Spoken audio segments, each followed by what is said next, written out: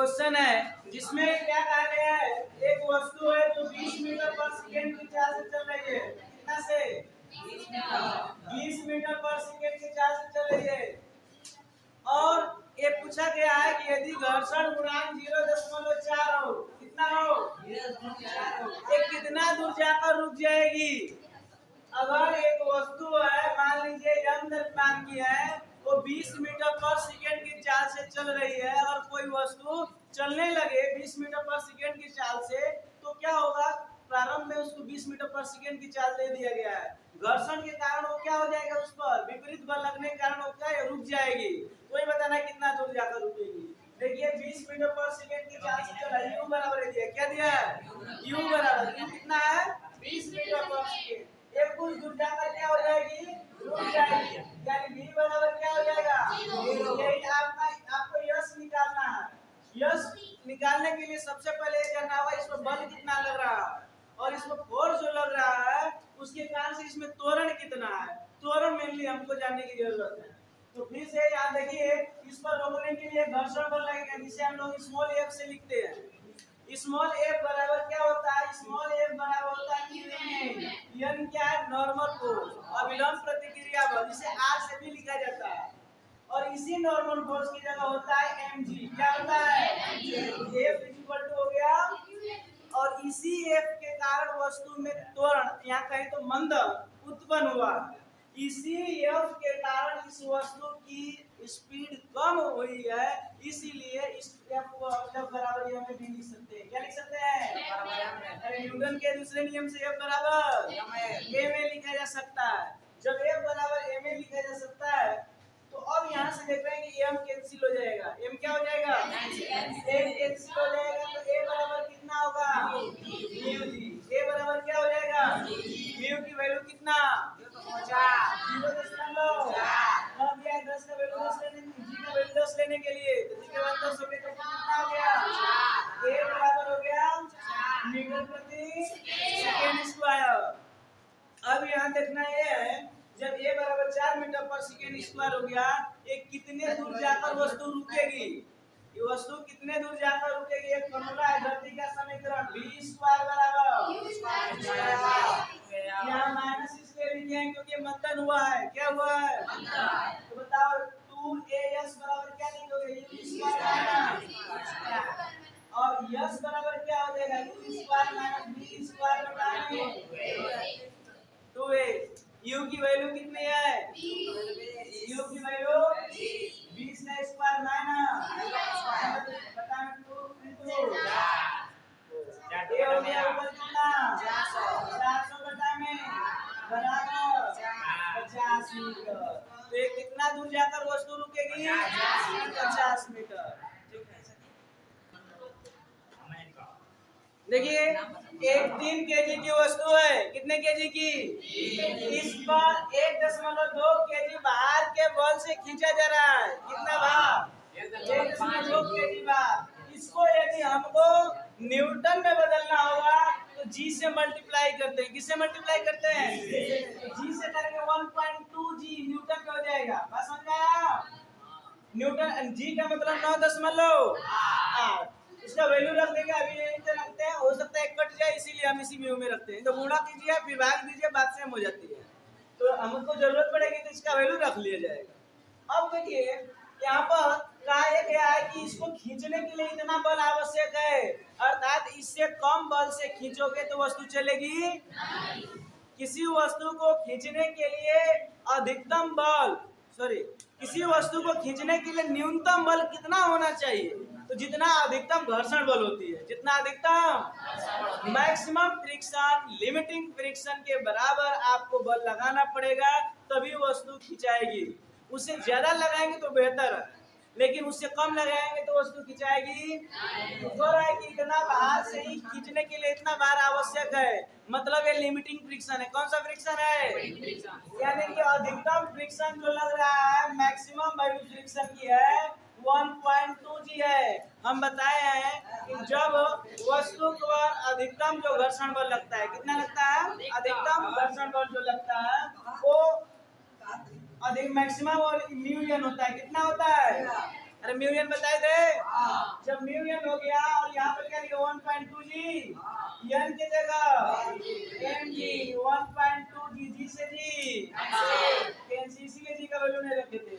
तो अब ये बताइए म्यू वैल्यू क्या हो जाएगी? म्यू का वैल्यू दिया है 0.2। एक मिनट थोड़ा यहाँ से देख लिया जाए क्वेश्चन में और क्या कर रहा है। इसमें ये जो दिया गया है ये कितना बाहर से खींचा जा रहा है ये नहीं कहा गया, ये आवश्यक बल है, यानी कि ये आवश्यक बल से ज्यादा बल से है। इसमें पूछा क्या गया है कितना त्वरण से जाएगी, ये त्वरण पूछ रहा है। यानी कहने का मतलब सीधा सा है कि ये मैक्सिमम घर्षण बल से ज्यादा बल लगा रहा है, मैक्सिमम घर्षण बल से ज्यादा बल लगाएगा। अब ये ज्यादा बल लगाएगा चलिए ठीक है, यहाँ तक तो ठीक है। बट अब देखिए क्या काम करते हैं हम लोग। देखिए जब इसको खींचा जा रहा हो तो पीछे क्या लग रहा होगा? घर्षण फ्रिक्शन। ये बात समझिएगा, इधर बल लगा दिया गया घर्षण बल से ज्यादा तो वस्तु त्वरण के साथ चलेगी वस्तु। लेकिन इस बल को रोकने का काम स्मॉल एफ कर रहा है ना, और हम लोग जानते हैं एफ नेट बराबर एम ए, एफ नेट बराबर। अब एफ नेट की जगह क्या लिखोगे? Capital F minus small F बराबर। अब आपको क्या निकलना है? त्वरण ले निकलना है। अब ये बताइए, हाँ यहाँ से अगर देखा गया तो एम ए बराबर क्या हो जाएगा? एम ए बराबर ए बराबर क्या हो जाएगा? एफ माइनस एफ बटा में। अब ये देखिए एफ की वैल्यू कितना 2g ये ना है माइनस स्मॉल एफ की वैल्यू, यहाँ स्मॉल एफ की वैल्यू म्यू एन होता है बटा में एम की वैल्यू। अब 1.2 जी माइनस म्यू की वैल्यू, और म्यू देखिए एन बराबर एम जी होता है, एम की वैल्यू 3 और जी की वैल्यू 1.8 है ना। कितना हो गया? एम जी के 3 जी लिख रहे हैं। अब ये बताइए बटा में कितना लिखें? 3 से कटा दीजिए, दोनों में भाग दे दीजिए। इसको कितना लिखोगे? 0.4 और इसको क्या लिखोगे? 0.8 इनटू 0.4 में जी कॉमन कर लें। अरे जी कॉमन हो गया कि नहीं? और 3 से कटा दिए। अब बताइए आंसर कितना आ जाएगा? 0.2 जी की वैल्यू कितना 9.8 तो कितना आ जाएगा? 98 दूना के 196 हो जाएगा 1 मीटर प्रति। ये आपका क्या हो गया? कोई दिक्कत? देखिए क्वेश्चन ये कर रहा है 9 नंबर में एक कार है। क्या है? कार है। तो प्रारंभ में u बराबर 7 मीटर पर सेकेंड, यानी प्रारंभिक वेग कितना है? और इसमें ब्रेक लगाया गया। क्या लगाया गया? जब इसमें ब्रेक लगाओगे, तुम लोग का आवाज हमसे ज्यादा इसमें कैसे हो गया है ना। क्या देखिए जब इसमें ब्रेक लगाया जा रहा है, क्या लगाया जा रहा है? ब्रेक लगाया जा रहा है, तो इस दिशा में इसमें त्वरण यानी मंदन इसमें होगा। क्या होगा? मंदन। और इस मंदन के कारण ये वस्तु मतलब कार जाकर क्या हो जाएगी? ब्रेक लगाएंगे तो घर्षण लगेगा और पीछे लगेगा। किधर लगेगा? जब इसके पीछे घर्षण बल लग रहा है, इसको हम लोग स्मॉल एफ से लिखते हैं, ठीक ना। और करेगी कि जाकर के कहां पर रुकेगी? जब ऐसी स्थिति आती है तो वस्तु को रोकने का काम केवल घर्षण बल का है, यानी रोकने का मतलब उसके वेग में परिवर्तन होगा। वेग में क्या होगा? और वेग में परिवर्तन का मतलब त्वरण उत्पन्न होगी। ऐसी स्थिति में आप F बराबर ma की फॉर्मूला लगाएंगे। क्या लगाएंगे?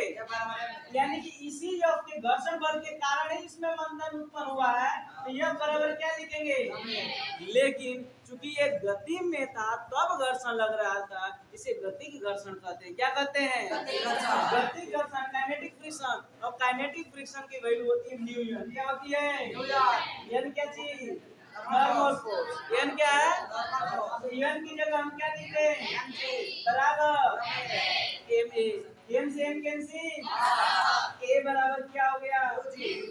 ए बराबर सुनो बात, इसमें क्या करना है हमको? सबसे पहले तो ये बात है कि निकालना क्या था हमको? विरोधी बल यानी घर्षण बल और भार का भार, इन दोनों का अनुपात निकालना था। यानी कि घर्षण बल और भार का हमें अनुपात चाहिए। मतलब पूछ रहा था इस प्रकार से कि जो घर्षण बल लग रहा है उसके भार का कितना गुना, उसके भार का पहले इन्हीं को सोल्व कर लेते हैं। तो घर्षण बल को तो हम लिखे थे, क्या लिखे थे, भार में W लिखते हैं, एक बराबर होता है म्यू mg, क्या होता है, और नीचे क्या हो जाएगा mg, अरे नीचे भार क्या होता है mg, भार कितना होता है, जब भार mg से mg, अर्थात आपको म्यू की वैल्यू चाहिए, किसकी वैल्यू चाहिए, तो यहाँ से देखो ना म्यू बराबर हो जाएगा a अपॉन, अब बात रही a कैसे आएगा, ये निकल जाएगा, बहुत आसानी से निकल जाएगा। देखिए आपको u और v दिया है, यस दिया है, तो आपको मालूम है a बराबर होता है u स्क्वायर माइनस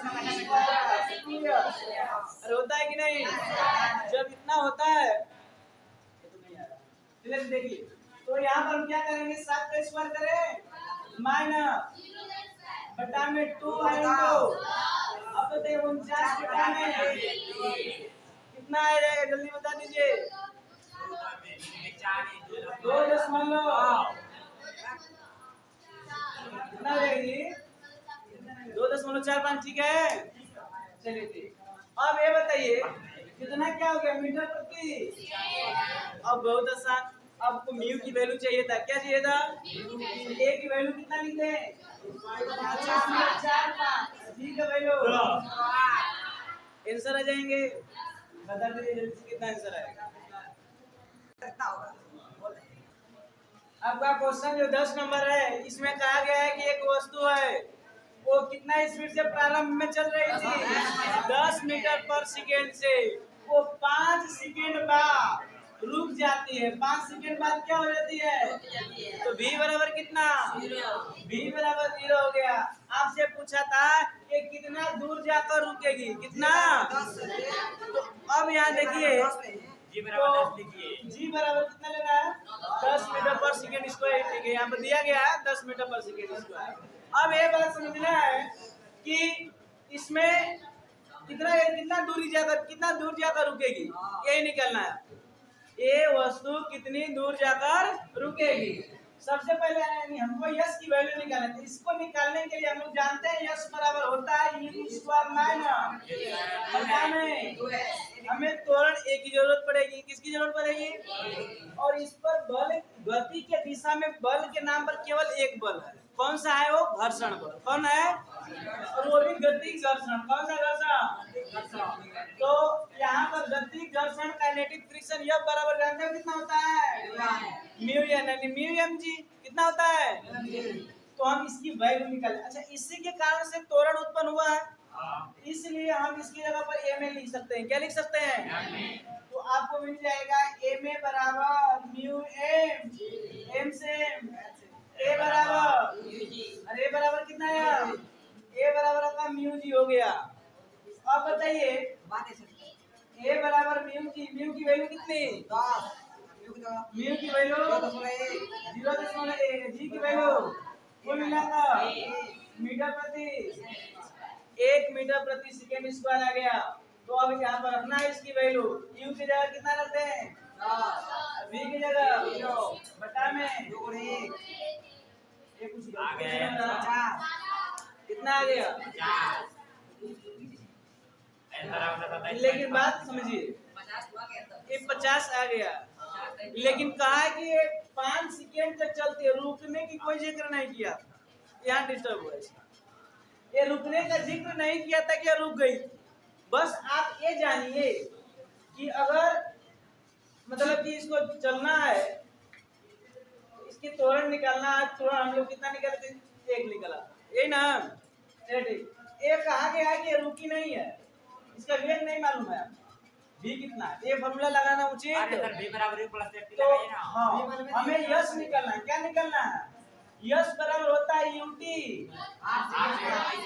प्लस लगाना उचित है कि minus, half a t square.